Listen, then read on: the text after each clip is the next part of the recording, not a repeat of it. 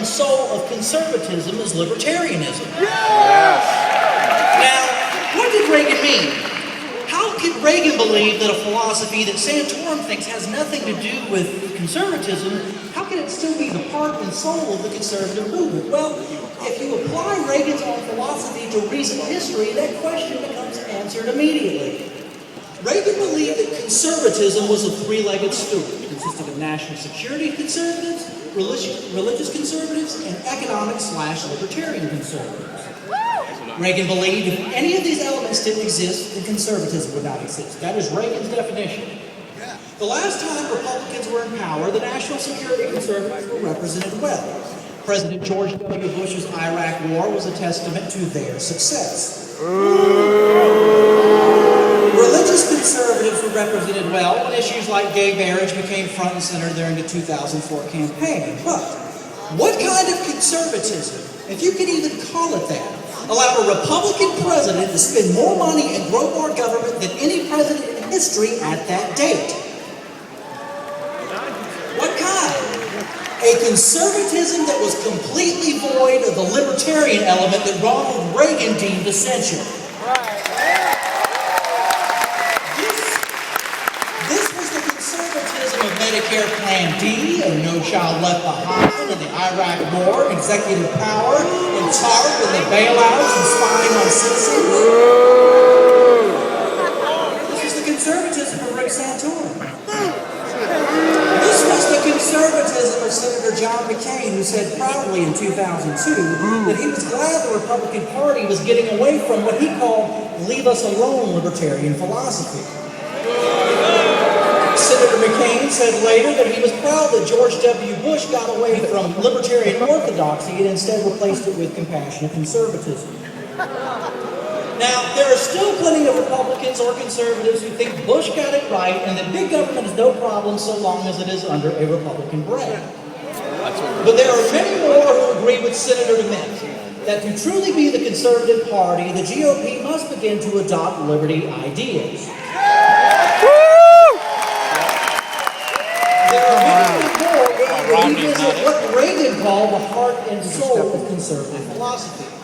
For those that essentially agree with DeMint and Reagan, this is no longer a question of whether Ron Paul and his ideas belong in the conservative movement. It instead becomes a statement of fact. Ron Paul and his ideas are the conservative movement.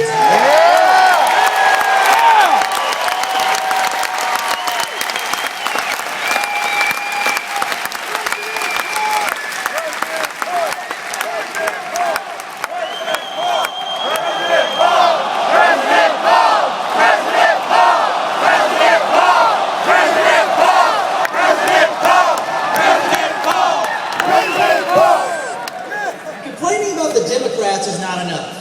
Right-wing grievances about where the First Lady takes her vacations or talking about Barack Obama eating dog is not a political philosophy. Simply hating the other side is not an ideology. It's partisanship, it's childish, and it's useless.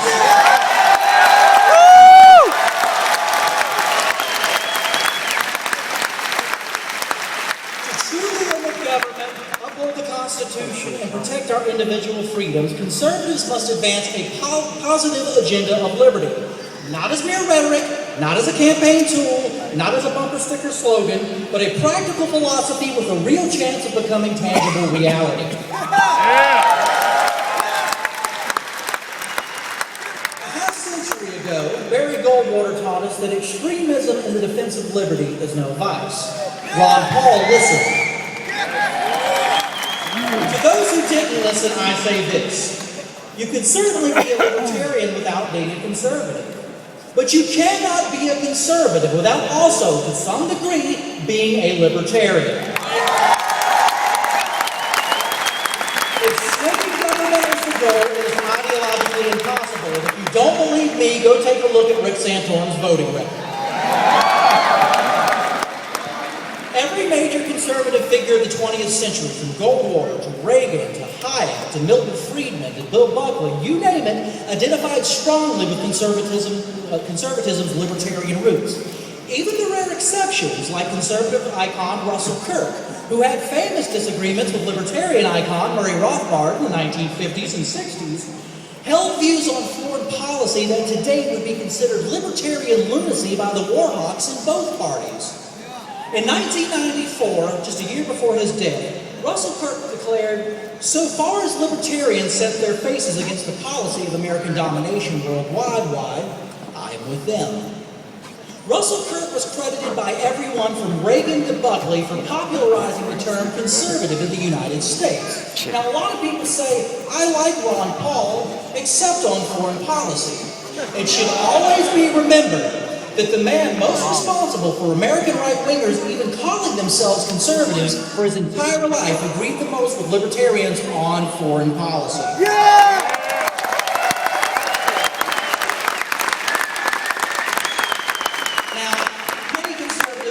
Remain unaware of this history. Those who fear Ron Paul and this movement will probably prefer that we all stay unaware of this history.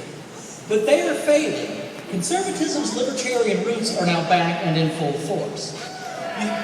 You see, none of this was supposed to happen. Ron Paul was supposed to run for president in 2008, maybe get a little attention, and then fade into obscurity. Instead, Ron Paul became a household name. Yeah, right!